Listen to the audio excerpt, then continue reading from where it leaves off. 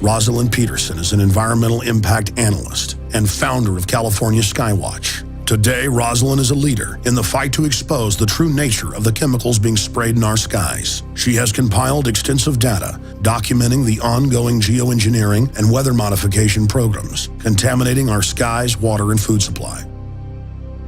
My name is Rosalind Peterson, and I was born and raised in Mendocino County in California. I was on a working farm in Mendocino County and grew up on a working farm. So I have a background in agriculture. I could drive a cat tractor. I could do the irrigation systems. I decided to take environmental studies and planning course at Sonoma State University, where I got my degrees. After some training, I became an agriculture crop loss adjuster, which meant that if there were any crops that failed in California for any reason, crop loss adjusters were sent by the state of California to go investigate where these crop losses were and why there were crop losses throughout the state. So I was traveling about 50,000 miles a year in this process from county to county, assessing what kind of crops, what kind of damage they had, and looking into the reasons for the failure itself and how much value the crop was that was lost at that particular time. And then if there was a crop loss that was legitimate, then ranchers or farmers could be paid crop insurance for the loss of their crops. In '98, I began to notice just a little bit of tree decline on the property here. I began to notice that some trees didn't look as healthy, and I started to worry about that just in the background as something that was nagging, because I was concerned about losing the beautiful trees we have around here.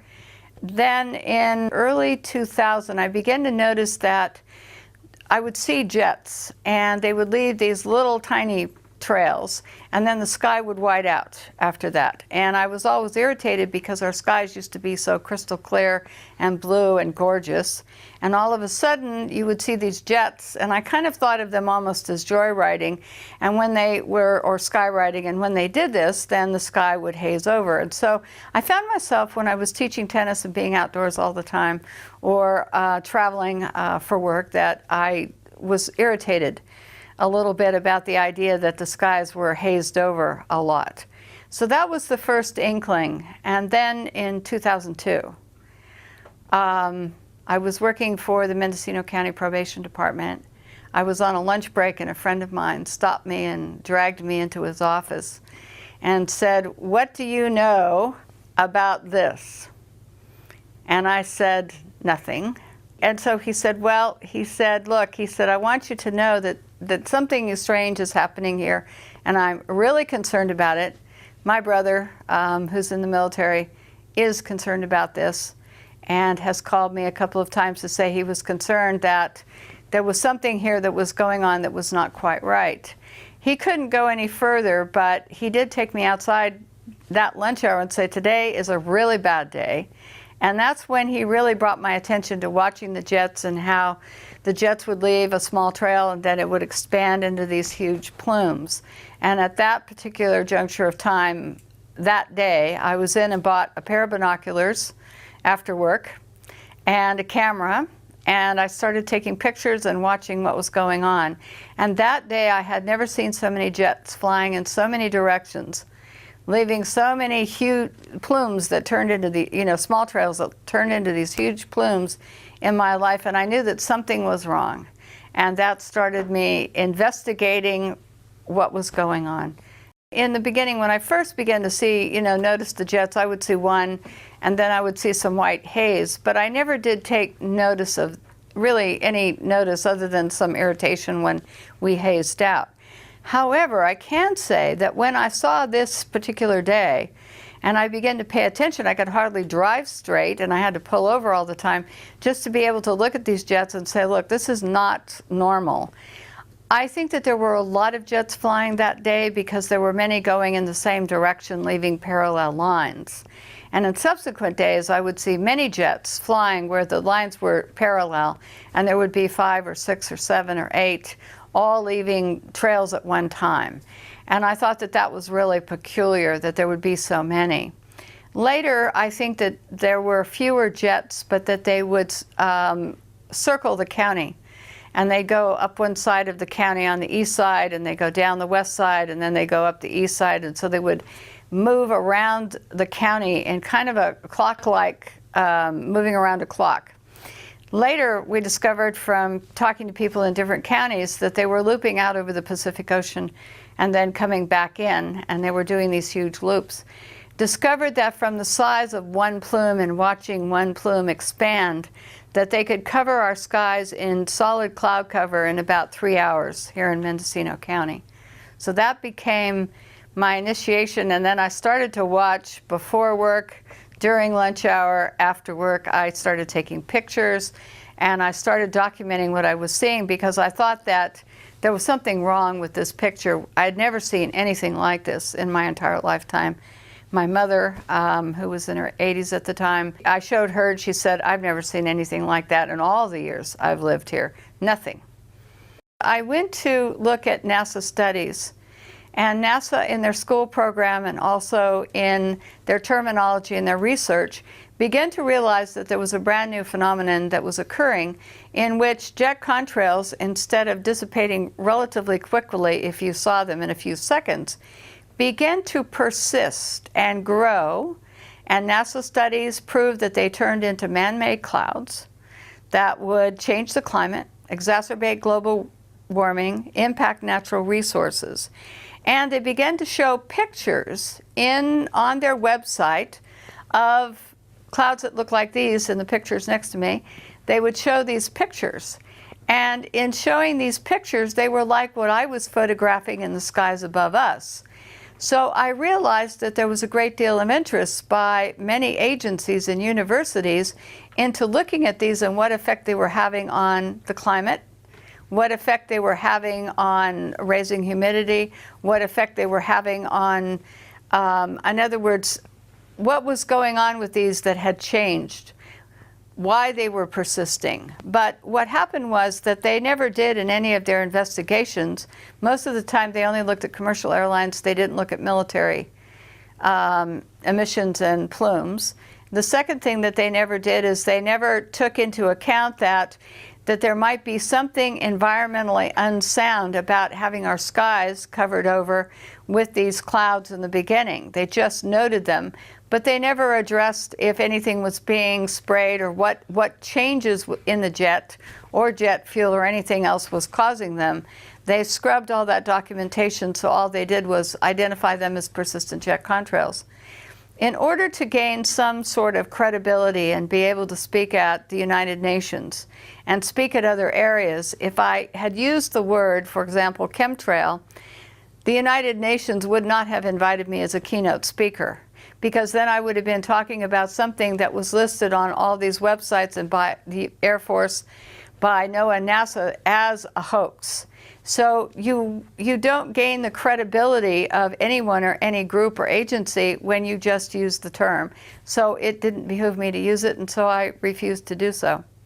NASA, first of all, in the late 1980s, initiated a schools program for children K through 12. And they started in some foreign countries, and then they brought the program to the United States. And NASA began to have children starting to count contrails because they said that their satellites and also that they couldn't count them from the ground. So therefore, they needed school children to do this as part of a kind of like a game. I think that they really began to want children to think that this was a normal phenomenon. And so in the late 1980s, this program started to go through. When we offered to give our videotapes and our pictures and called up NASA and said, look, we'll provide this because we've done day-to-day, time, date, everything on the pictures and on the videotapes. And NASA turned us down because school children, as they put it, were more reliable. Now, the other thing that was odd, I kid you not, this is what I was told. I mean, I was speechless at this point.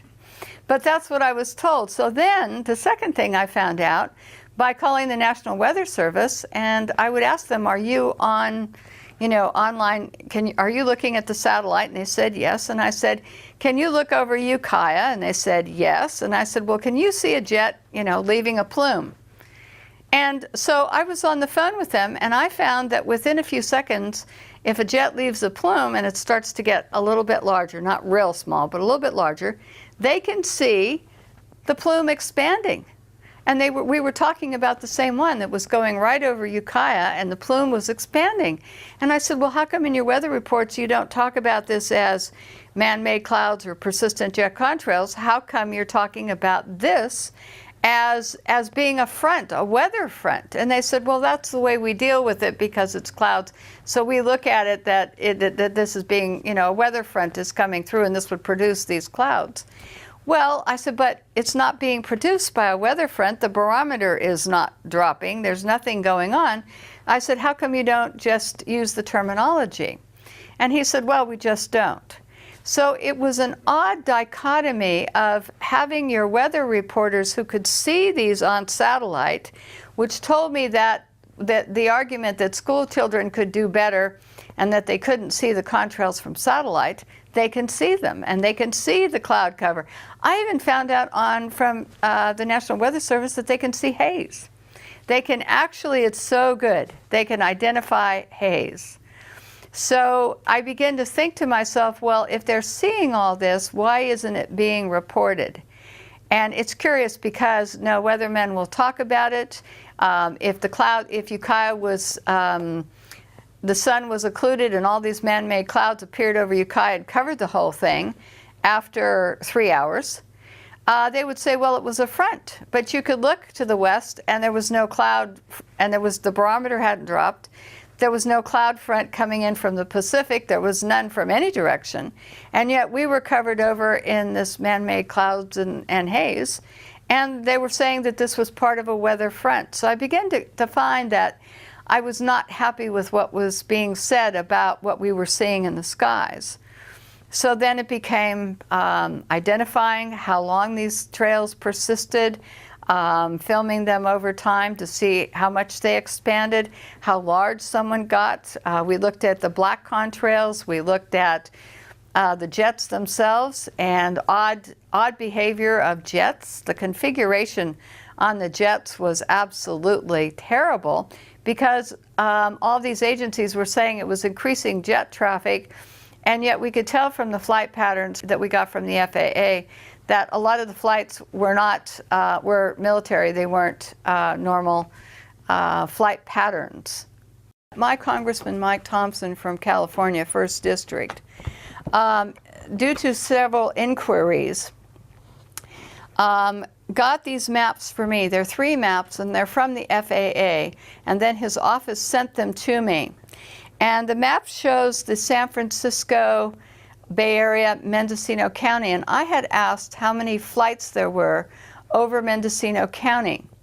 So he gave me 3 separate maps. One is incoming air traffic to Oakland, San Francisco, and San Jose. One is outgoing flights to those same locations. And then a third one was what they call intra-flights. And this is designated on the map in yellow. What we discovered was in Mendocino County, there weren't many commercial flights flying over Mendocino County. So in not having many commercial flights flying over Mendocino County, we discovered that it was the intra-flights that we were seeing looping the loop around the county and making the X's in the cross hatchings. And from these maps, I first learned about intra-flights, and I also figured out that commercial airlines were in trouble. So when you have commercial airlines, if you'll note in the green and the red and the blue areas, all of these flights leave the airport, they take a trajectory and they fly in a straight line to wherever their destination is. They don't have extra fuel to loop. The yellow ones, however, they do the loop around the county, and they have a few planes, not very many, but they can do many, many loops and back and forth crisscrossing. So you'll see the loops, and that's how we begin to figure out that the jets, leaving the persistent contrails, which turned into these heavy plumes and cross-hatching, were actually the ones that were the intra-flights that were moving around. But we had very few that flew over Mendocino County itself. So the commercial airline impact for our county is so small here, absolutely so small that there wouldn't be the type of impact from seeing many persistent jet contrails from them, and they fly straight. They never loop. The jets around us look like racetracks sometimes, where they're going in an oval around the county, or they're going over the Pacific Ocean, over to Lake County, and back. So they're traveling across many counties in these circular patterns.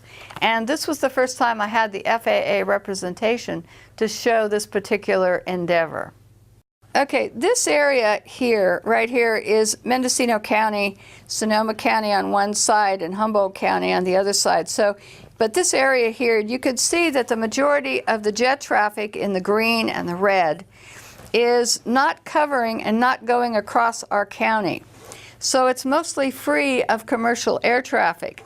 Now, the yellow here are what they call intra-flights. And this is where they go in all directions. Now, there are no flights which leave Sacramento to the east of us that fly out over the Pacific. No commercial flights. So therefore, the intra-flights go in this direction. They go towards Sacramento.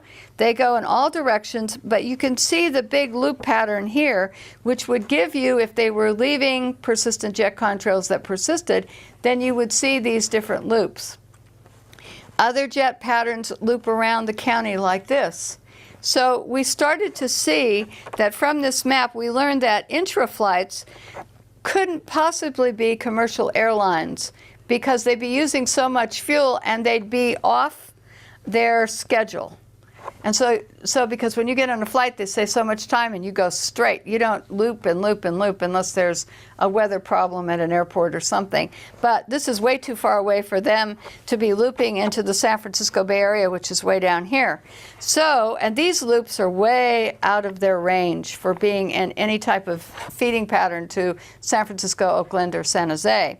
So this is when I first learned about intra-flights, but this is also when I confirmed that there wasn't much air traffic over Mendocino County. So this made us unique in being able to look at the phenomenon of persistent jet contrails and know that when the jets were going in certain directions, it wouldn't be any type of commercial patterns. So that's why we knew that the big jets flying, and the big ones we really saw all of the time, many of them unmarked or not clearly marked, were a part of this interflight pattern that you can see on this map. Persistent jet contrails that persist and stay in the environment for up to 20 hours. This is like geoengineering. It means that you're artificially, man-made in some way, changing our environment. You're adding particulates, you're adding something to the atmosphere, and it's more deliberate than not, but what you can add is you can add particles and chemicals. Weather modification is geoengineering, making it rain somewhere where it normally wouldn't. So we have all of these things where we talk about geoengineering. The interesting part of geoengineering is that it's now being proposed as a way to put particulates in the atmosphere so that we can stop the direct sunlight from reaching the Earth. It means that they could add particles, iron particles to the ocean. That's another form of geoengineering. In other words, when you have jets that change the climate, that's another form of man-made geoengineering. So geoengineering means something that you're going to do in the atmosphere that would not normally be happening on any normal type of basis. In other words, a volcano would be normal. The particulates coming up from a volcano, for example, would be a normal phenomenon, and then we would take whatever consequences comes from that. However, when you start taking and talking about, as Holdren is, he's Obama's science advisor, talking about taking care of global warming, in other words, by putting particles in the air, like sulfur or some other particles, then that means that we're going to take some action where we're going to try to interfere with some normal processes that are going on. And the problem with this, for example, with sulfur, is that sulfur, in the sense of it, we took it out of diesel fuel in California in 2006. And we said we have to clean it up because kids get asthma from sulfur, lots of health problems associated with too much sulfur in diesel fuel. We take it out of diesel fuel, and then someone comes along, like Paul Crutzen, and he says, we're going to put it up in the atmosphere to obscure the sunlight so less sunlight reaches the earth, and therefore that will cool us down. But what about the health effects? If you have to take it out of diesel fuel, then my question is, why are you going to put up something that's not helpful into the atmosphere and try to change the process that we live under? And that's what geoengineering is. It's taking something and you're going to artificially induce something into our environment that's going to change for some reason. For example, stopping global warming or slowing it down. Let me go back to 2006 in November.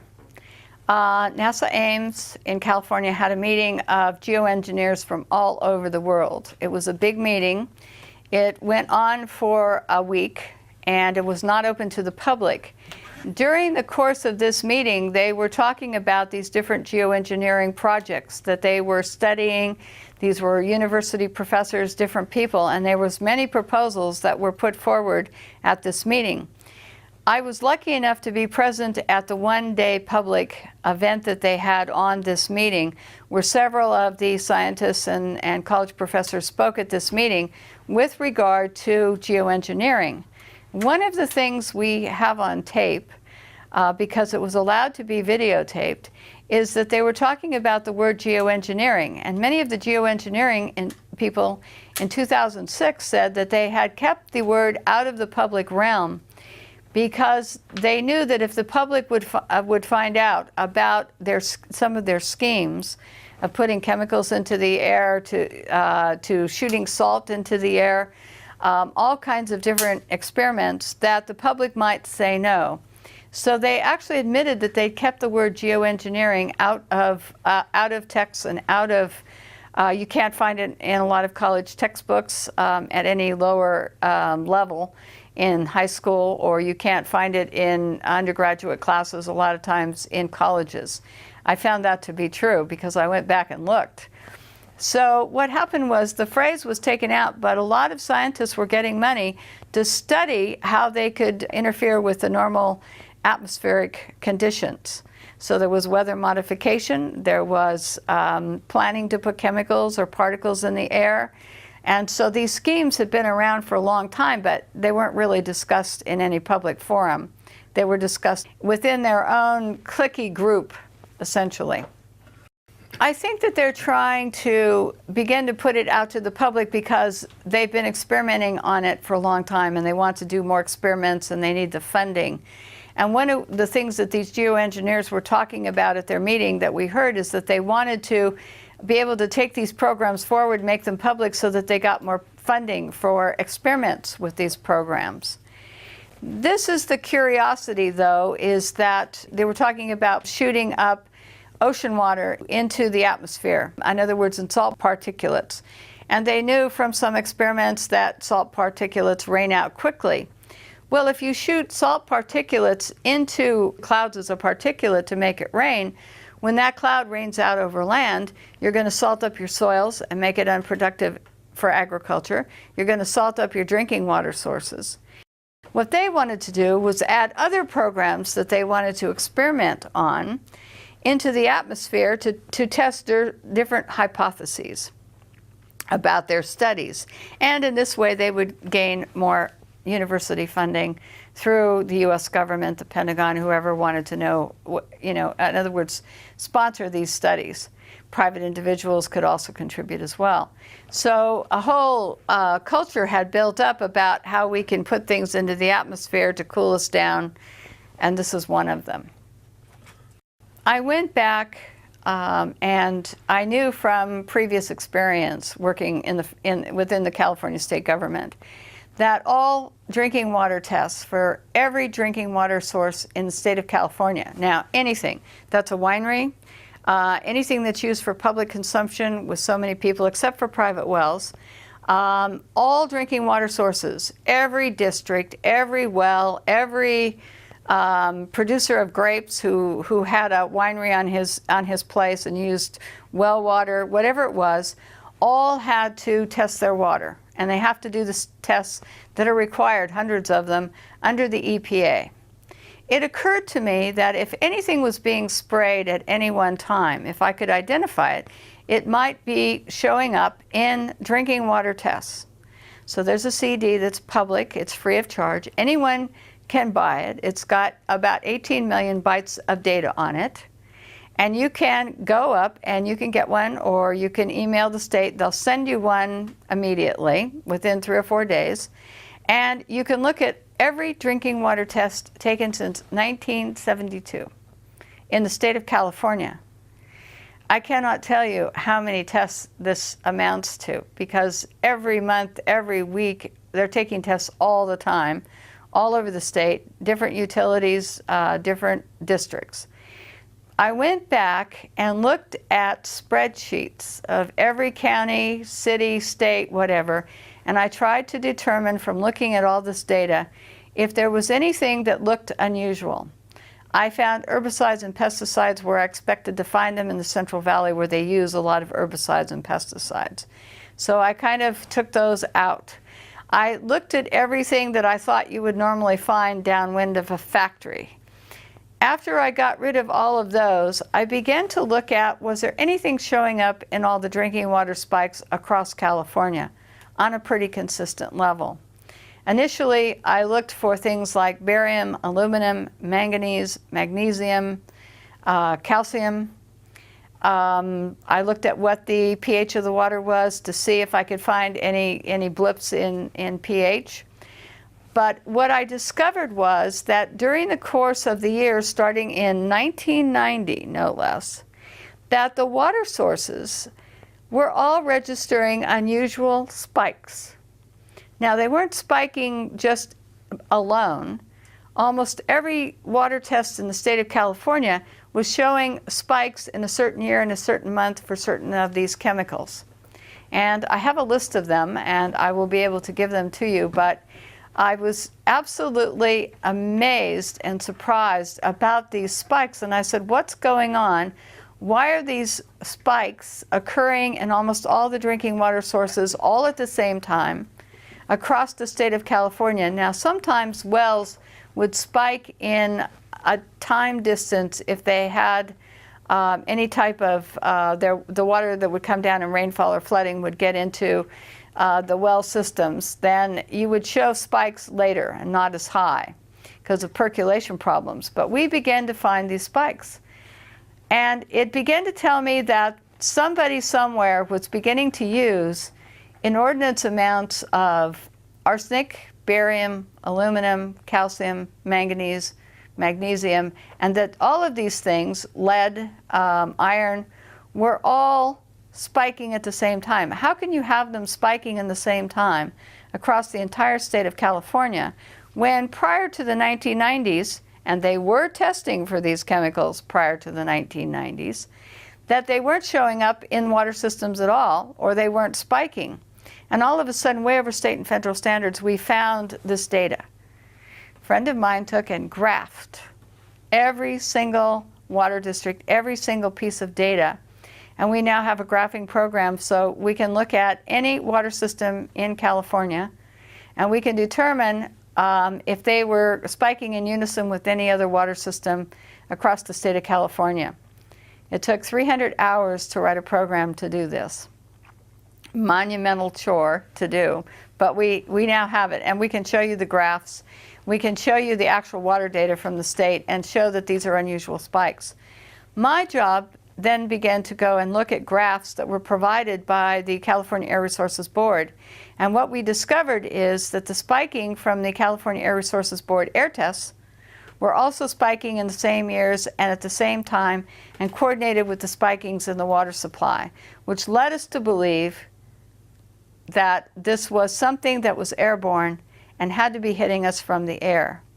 Now, the California Air Resources Board did do a number of tests to see if any of these chemicals over time, and they weren't doing it because of us, they were doing it out of curiosity, but they did run some tests to see if any of these chemicals were coming over from China. And what they found is, if it wasn't in any great quantity, and for the most part here in Mendocino County, where they had one test site, there wasn't anything coming over. So that led me to believe that it had to be over us. Something had to be happening that was happening here versus maybe somewhere else coming in from the Pacific. So that sent me off to look at government documents on these chemicals, how dangerous they were, where they were being used, factories, everything. And what I found out was that we were having these spikes here, and we have no industry between the Pacific Ocean and Hawaii and where we are here in Mendocino County. There wasn't any industry, and the few industries that were small and weren't consequential because they didn't release anything that would look like the massive amounts of lead and iron and barium would not be coming from those particular plants. Professor Gregory Benford in 2006 was on KNBC and interviewed on television in Burbank, California. And what happened is he said that you can mix aluminum and barium and you can make clouds, and that he saw it coming that they would be able to put these clouds where they wanted them to do what they wanted to with them. And he's part of the Geo-Engineering group that I was present at when they had that meeting at NASA Ames. The second thing is that I started to look at other programs that the government was doing, atmospheric testing programs, other things, not related to the jets.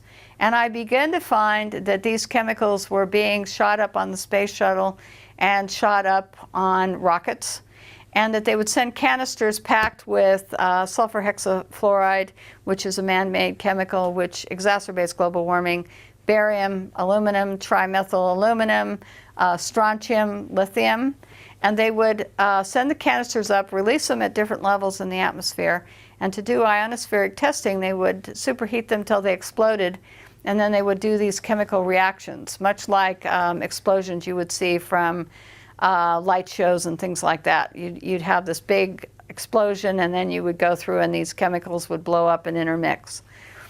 So the barium, I began to think that were these coordinating, these atmospheric tests, were they coordinating with the spikes in California and other areas? And I believe that from some of the data that I looked at, trying to correspond the dates of the tests, when they were done, and also the water data and the air data, I think that some of these could have actually added to the water pollution in the state of California airborne, because this would come down. Now, a lot of people have associated the jets with releasing different types of chemicals. I do know from the EPA that there's a whole host of chemicals, jet fuel emissions, and they're highly polluting, just like automobile exhaust. Carcinogens are involved in them.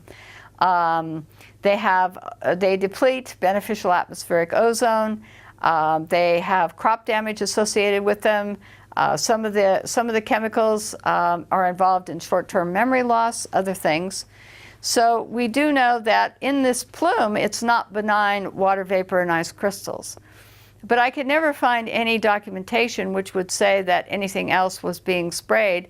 And with all these other chemicals being used in other government programs, it would be very hard to make a correlation unless you actually got into the plume and took a test.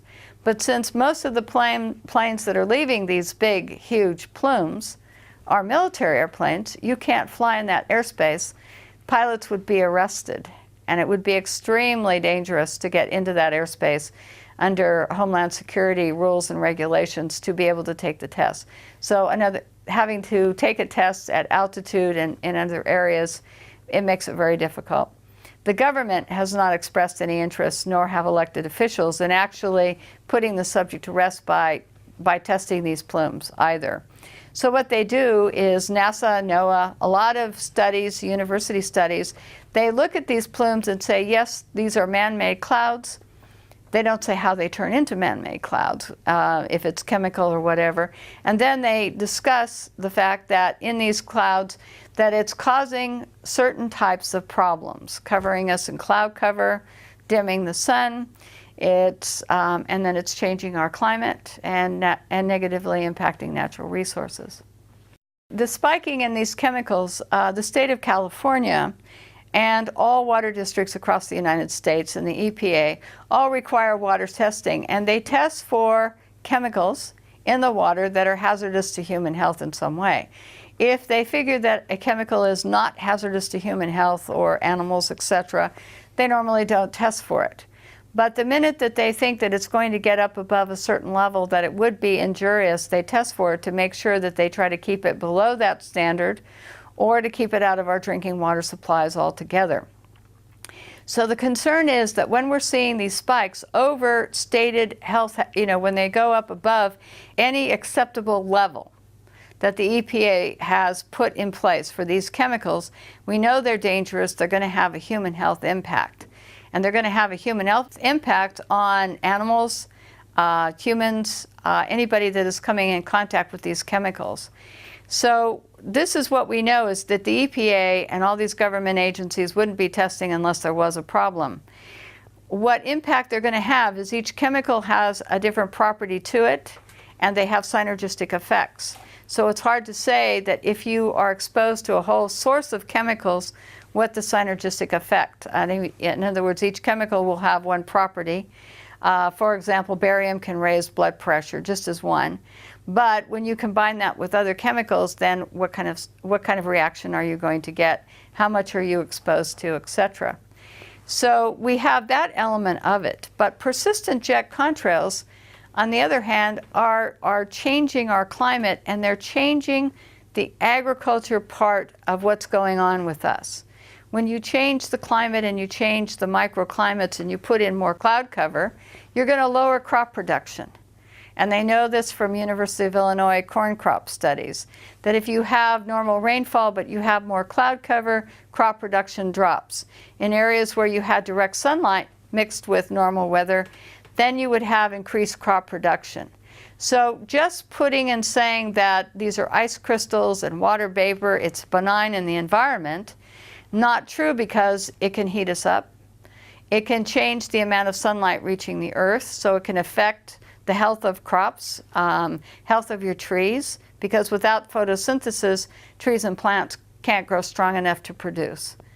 And you need all of this. So to say that we're going to cut off the sunlight by either geoengineering or through allowing these persistent jet contrails to keep persisting, what we're saying is we're changing our climate, we're doing a geoengineering project, and it's going to have consequences on our food supply.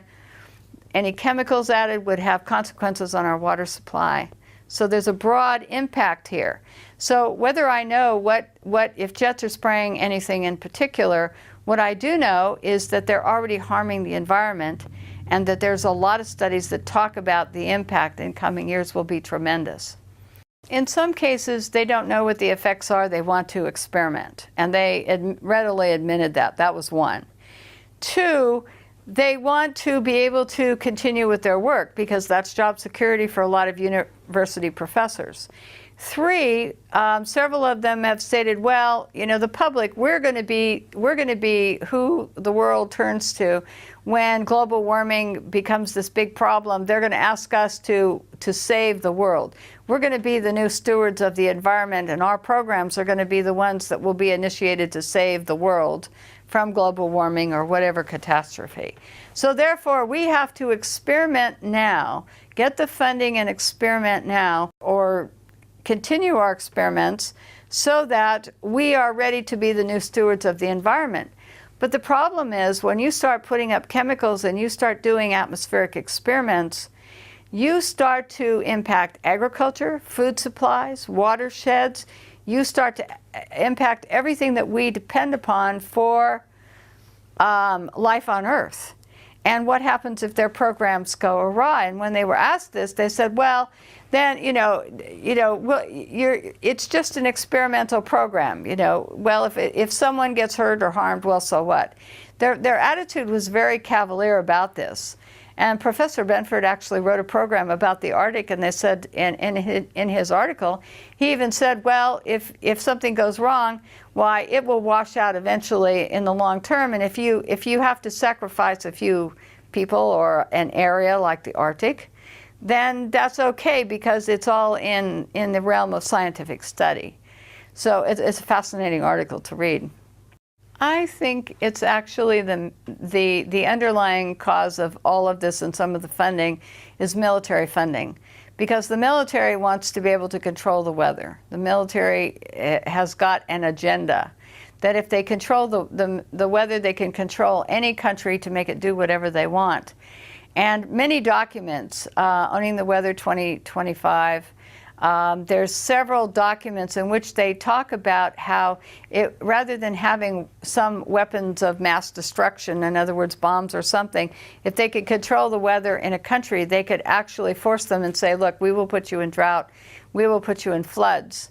So some of the experiments with the weather modification and other things that the geoengineers are doing would mean that it would be a military application, and a lot of money comes from the military sector for this. I've looked at some of the universities and I looked at the funding chain, in other words, who's funding these, because it has to be public, and we know that the military is also initiating programs and paying for funding. So when you look at the funding stream, you can see that it's private corporations, you can see that it's the military. So there's a lot of funding in there that's not coming from you and I because we couldn't afford it. And the big military budget is where there's a lot of extra money for experimentation. So that's where a lot of the funding, and then it's private corporations who will make money from these experiments going in and will produce whatever's needed to do these experiments. So that funding is coming in. It's like the CRES program, the CRRES, when they were sending up these canisters loaded with chemicals to superheat. Well, that was a NASA budget, that's the US Air Force budget, and then they do ionospheric testing. Well, how do we know what impact that had on the environment that protects us around the Earth? We don't really know. We just don't really know. The first thing that we started to notice about jets and these engines is they would leave a small contrail, very small. You would see it behind the plane, it would disappear within seconds and be gone. All of a sudden, this new phenomenon began to appear somewhere in the late 1980s, as far as I can document from Mendocino County, looking at pictures and weather documents and cloud pictures, old cloud pictures. All of a sudden, there seemed to be a time when NASA and other agencies began to realize that contrails were beginning to persist. So NASA started studying jet contrails, and they started to see that they were persisting for up to 20 hours.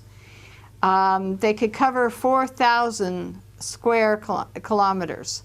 So they could cover huge areas, one contrail this is. So NASA studies began to show that they were exacerbating warming starting in around 1975. They began to show that there was a new phenomenon which they didn't have before, had not seen before, where these contrails persisting rather than dissipating very quickly began to be something that they talked about, studied, etc. We don't know, in other words, why they began to persist. This is one of the curiosities here. And we just know that the studies, that they were studying them, but they didn't study what they were composed of, why they would be forming, and in other words, expanding to such huge sizes. But my curiosity with NASA became that when they were talking about persistent jet contrails, they didn't talk about the fact that there were all these different varieties. In other words, one side of the jet having one type of contrail, the other jet engine on the other side leaving a different type of contrail. One would dissipate quickly, the other could leave a large plume. We had black contrails that we were seeing here. We had contrails that would turn into, it looked like toothpaste on a tube. And when you saw these, I call them toothpaste trails. When we saw them, what we noticed is that they would dissipate relatively quickly. They'd break up into unusual configurations. So what I did is, in order to have people understand that what they were looking at were different types of trails that had different dissipation rates or would turn into haze, and also that these contrails that we were seeing would turn into different types of man-made clouds. NASA just talks about jet contrails turning into man-made clouds in their studies, but they don't tell you about the brown clouds, they don't tell you about the different cloud configurations that these contrails turn into. So one of the things I did from my pictures and from videotape and looking at different times is I compiled this index in 2006 of some of the different types of contrails that we were seeing, and I named them. The reason I named them is people were telling me what they were seeing, but they had no vocabulary.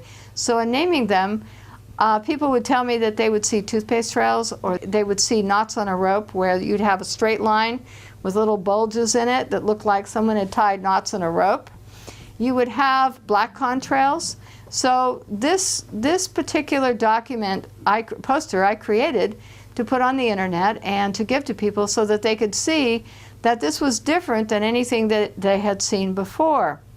So when I started to document this, I took and I would find that there were things called bursts, where a jet would fly in leaving a contrail, and then all of a sudden you'd see this huge burst, no contrail leaving, but you would get this kind of configuration. And I go, well, what happened here? Why did this create a burst which then expands for miles and miles and miles over the sky above us? And why would this part of the trail turn into this type of configuration? So this was odd. So we had bursts. Then this configuration, on the same day, we'd see other jets flying in, and it would leave bursts that looked like this. And after a period of time, they would turn into these kind of little cloud formations that would hang out in the sky around this bigger burst. Now, other trails that would be left would be absolutely huge in configuration, and they'd start small, like up here. Every one of these contrails started very small, just as a fine line. But then after watching for a minute or two, we would figure out that it would turn into one of these other configurations. So some of them, we can tell right away, would turn into this type of a plume, which would turn into this white, in other words, kind of a cloud-like formation, but not a real cloud. It's a man-made cloud according to NASA, and it would cover the whole entire sky. So these configurations, if we saw anything that looked like this after a short period of time, we knew that this would cover the whole sky. Now, other configurations, knots on a rope, you'd have something that looked like waves. You would have what we call mushroom type of contrail, where part of the contrail turned into mushroom-like, it looked like mushrooms growing on one side of it, and the other side would not have that configuration. So the two sides of the jet engine would release a different type of plume, which would turn into, on either side of the jet, one plume could dissipate quickly, the other plume could turn into a different configuration. So we thought it odd. Then we'd have black contrails that would expand and expand like the white ones, but look like black. So we thought, well, what's being released that would turn black? So all of these contrails I put into this poster so that people could see the feathers and the different ones. And as this was on the internet, people began to say, we're seeing this type of plume today. We're seeing a twist, where it looked like there's a twist on one end and then this big plume would come up. So they could name the trails, how long they were seeing them. So when I talk to people from around the world and in the United States, we can discuss what type of trails that they're seeing, and then they tell me about more and send pictures of different ones. Now this one, this colorful one right here, almost looks like an aurora, and this type of contrail is usually laid out before we see this kind of configuration. Now, without this, you can't see the color in the background unless you have the contrail here to show you what it looks like against the cloud. You can't watch the experiment or whatever's going on. We never saw anything like this when we were growing up. My mother, who first saw these when we were back first seeing this in 2002, said, never saw anything like this. We would have noticed. Somebody would have been taking pictures of this. Someone, see, it has to be new because there were no pictures of this. So this is why I invented this particular poster, just so that people could get an idea of the different types. Well, then what happens? Why would you get different types? And so the standard answer is, well, there's different atmospheric conditions. But then we found that one jet would lay a short contrail, another jet right behind it would be leaving one that turned into a huge plume, another one would leave white haze. So we're saying it can't be just atmospheric conditions, there has to be something else going on. Then we saw X's and stop and goes, where a jet like this would leave a plume and then all of a sudden it would stop.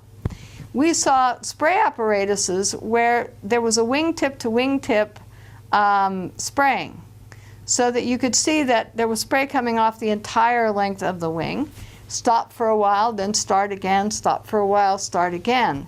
So all of these things were going on, and we're saying this isn't just normal, something that we've seen since 1919, before we even had the equipment and no jet engines. So when NASA says they've seen contrails, for example, since 1919, not from jet engines because they weren't in existence.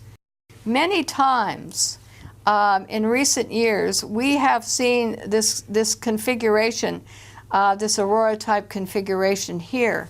However, when you go back into recorded history, people have been taking pictures for a long time. People have been addressing this issue for a long time.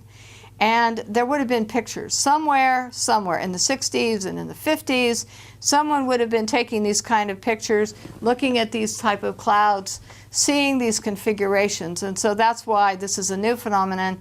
And this is something we have to address because it's impacting agriculture and the amount of sunlight reaching the earth as these expand.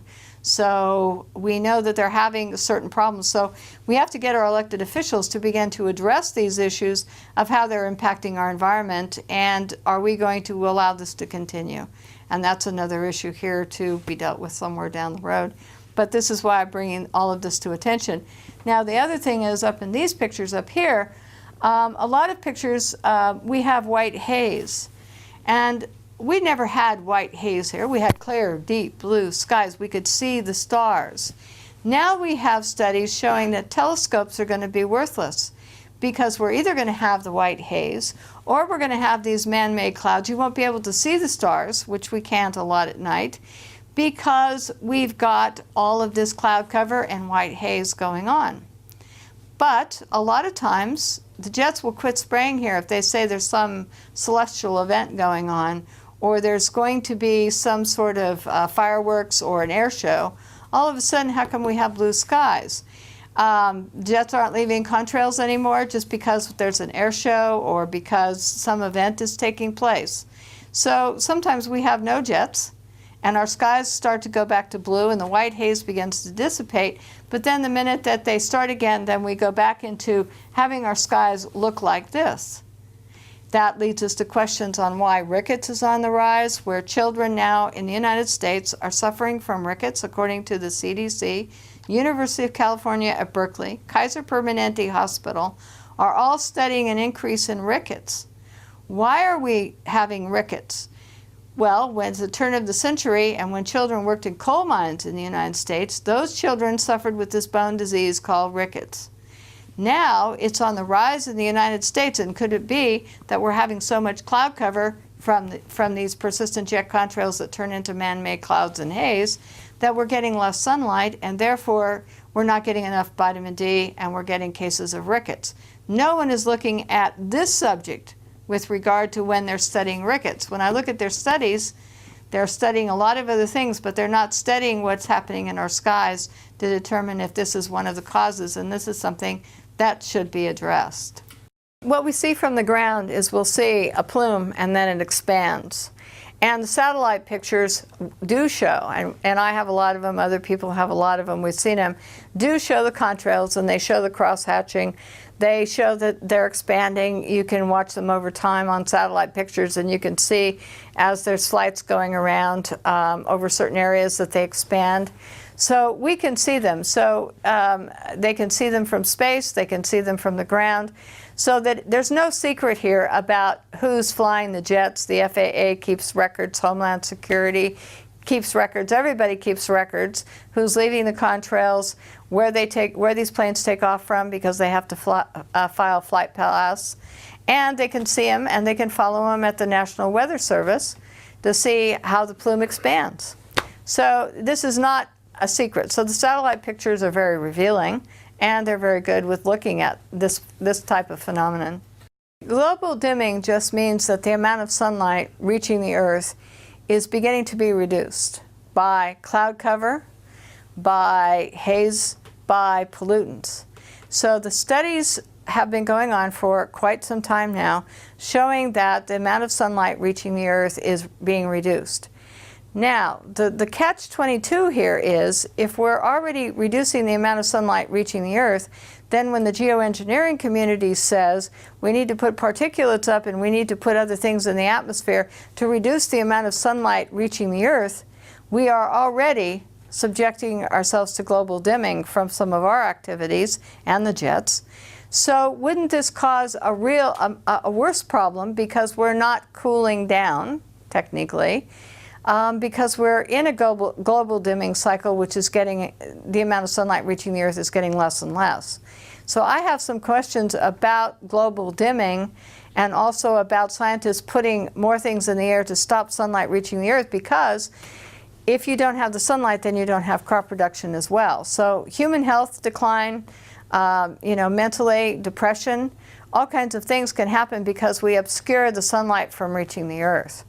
Weather modification means that someone puts a chemical or particulate, something into the air to seed clouds to get them to rain out or to snow in areas where they may not rain out or snow if left on the normal weather cycles. So weather modification is done throughout the United States. Anyone can modify the weather at any time without any congressional oversight, no state oversight, for the most part, except for Texas has an advisory body.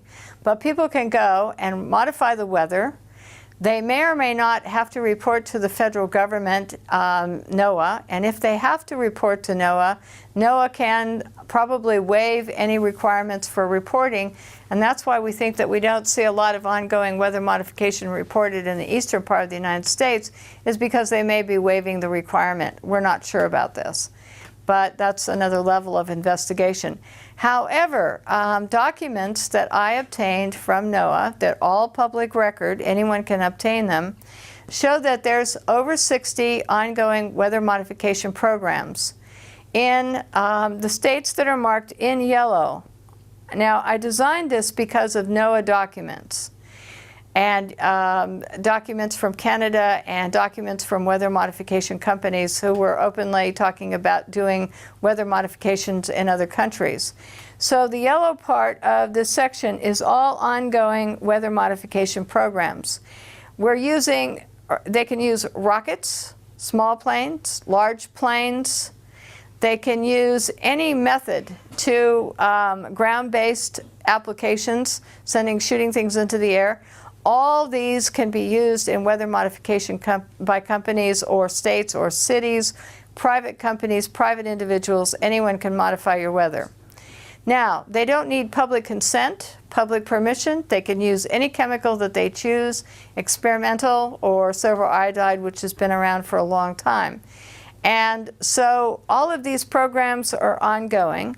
One weather modification can modify 184,000 square miles at one time, and that's bigger than the square miles of the state of California here. California is only 164,000 square miles, and yet one state is modifying 184,000 square miles. That's bigger than Idaho is modifying, only has 63,000 square miles, but they can modify 184,000 square miles. So the range that they're modifying is into other states over other areas.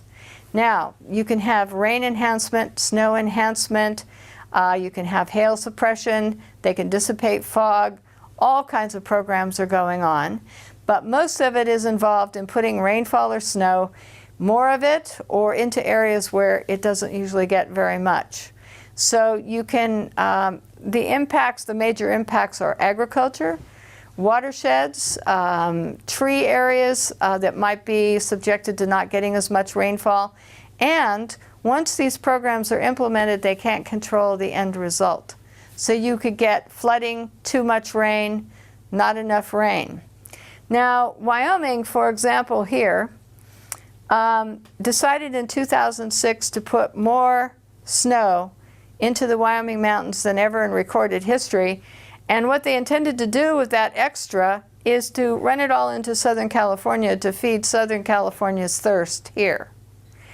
So they implemented the program, and they were extremely successful. Wyoming had so much snow in its mountains.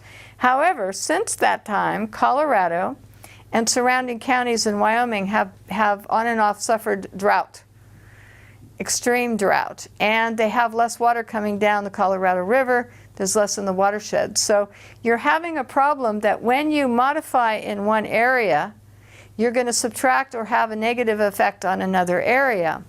Siskiyou County up here in the central part of the state, up north of us and east, fought PG&E and solved the problem of the weather modification that was going to be implemented there, because they said, we don't want you to modify our weather to put our snow and our water somewhere else.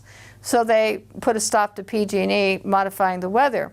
However, the city of Los Angeles is now got a weather modification in the San Gabriel Mountains. And this weather modification is new, starting in 2008. And now we're having complaints from agricultural producers in this area that they're in drought and not getting enough rainfall.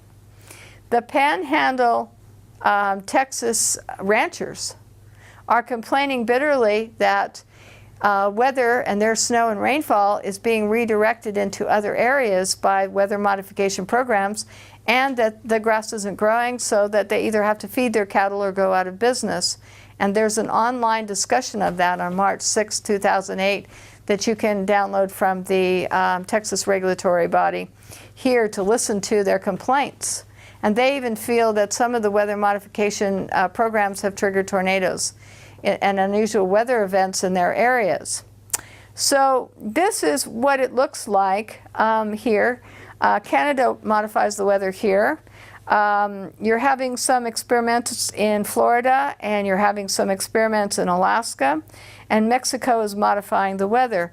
So as the jet stream moves from west to east, California and PG&E says, well, if we need extra water, we can take an extra 10% of the water from one of our programs and keep the water from traveling into Nevada. We will have it rain out or and put it in snow, and we will have that do that so that Nevada could get less water. So as the jet stream moves this way and people are putting in more and more weather modification programs, it's going to affect agriculture, watersheds, water supplies as it goes this way, because you're going to be putting it in places that don't need it for private gain, commercial gain. Ski resort could have a weather modification over their ski resort, which might take water from somewhere else or snow from some other location. So we need to get Senator Kay Bailey Hutchison's bill, number 601, defeated this year, because it allows anyone to mitigate or modify the weather with very little definition of mitigation in order to do what? So, but all these government agencies would be allowed without congressional oversight or public consent to modify the weather. So what happens to crop production? What happens to normal climates? We can disrupt the microclimates. And we add to this the jets and NASA studies and IPC studies, lots of things, university studies showing that the jets are changing the climate. So now we're modifying the weather and the jets are changing the climate. No wonder people here are having, all across the United States, are having weird weather events or lightning events, or because there's lots of experiments. We have lightning experiments as well going on. So there's lots of things going on which impact all of us, but it's our food supply and our water supply that is going to be impacted the most from all of this. I'm not sure to what extent, but we're becoming more and more sophisticated in being able to possibly manipulate the jet stream. We're being more sophisticated in what MIT Professor Emanuel said in a television program that I saw on the Discovery Channel that was talking about this issue. He was saying that what we can do is we can take carbon black, okay, and we can take jets and we can release carbon black on the West Coast, and as it heats up going across the United States, it creates these weather fronts that grow in intensity. And what it can do is these weather fronts grow in intensity so that when there's a hurricane coming in over here, the jet stream and these fronts are moving this way and it would push the hurricanes off the coast. Now, he talked about a fleet of jet airplanes releasing carbon black that would create these disturbances or perturbances, as he calls them, or fronts.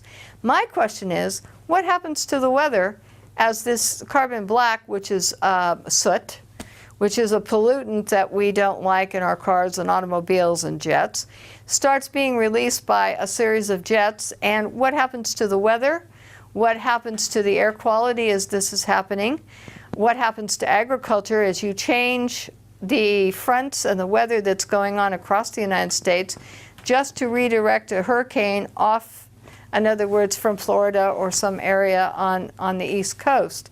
So these are being proposed, these geoengineering projects are being proposed. We kind of feel that since we're seeing black contrails here every so often, that they may be starting to practice with this so that they could determine and see if this particular project would work. There's a treaty against manipulating the weather for warfare. There's also a treaty against having weather modification programs that last more than so many days, etc. But everyone is engaged here, as you can see from this map, in modifying the weather. There's something going on all over. The programs can last as long as they want. All this is going on, and as we perfect this and do studies and research and they perfect, more and more they will be able to control the weather, change what's happening, and when they do that, they disrupt your watershed, the water supplies to your watersheds, and they disrupt agriculture and the microclimates needed to produce crops. And so the detrimental effect is on all of us. And I think that they're, at some point with these weather modification programs, experimenting on us. In other words, we're the guinea pigs to see that if we do this, then we may have this effect. And we could be used to perfect it. And since there's no oversight, no rules, any chemicals can be used, any experiment with regard to the atmosphere, and that the public has no say, then this is a dangerous thing that we're experimenting with, because we could be destroying our own food supplies.